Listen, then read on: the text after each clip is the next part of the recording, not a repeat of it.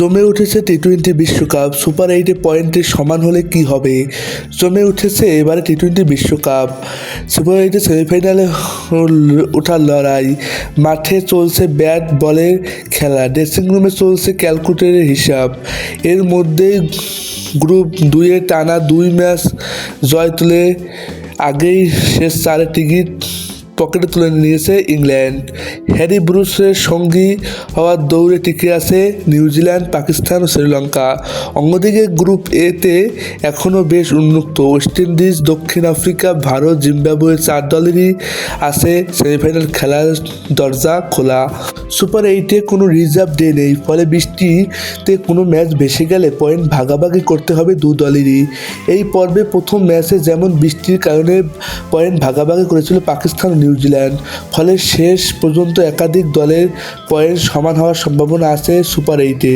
তখন সেমিফাইনালে যাবে কোন দল? চলুন দেখে নেওয়া যাক টি-টোয়েন্টি বিশ্বকাপে আইসিসি প্লে কন্ডিশন কী বলা হয়েছে। প্রতিটি গ্রুপই 4 দলের মধ্যে সবচেয়ে বেশি পয়েন্ট পাওয়া 2 দল সেমিফাইনাল খেলবে। জয়ের সংখ্যা যদি একাধিক দলের পয়েন্ট সমান হয়, সেক্ষেত্রে সে দল বেশি ম্যাচ জিতেছে তার উপর থাকবে নির্ভর, এবং নেট রান রেট পয়েন্টের এবং জয়ে উভয় সমান হলেও নেট রান রেট মধ্যে অবস্থান নির্ধারিত হবে। মুখোমুখি লড়াই, রান রেটও যদি ফলাফল না হয় তবে দেখা হবে 2 দলের নিজেদের মধ্যকার লড়াই, কে কতবার বেশি জিতেছে কার মধ্যে।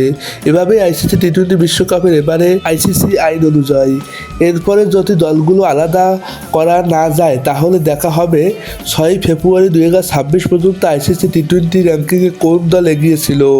এভাবে 2026 সালে সেমিফাইনাল এবং ফাইনাল ম্যাচের জন্য ভাগ্য নির্ধারণ করা হবে। তো বন্ধুরা, কেমন লেগেছে আজকের নিউজটা অবশ্যই কমেন্ট করে জানাও।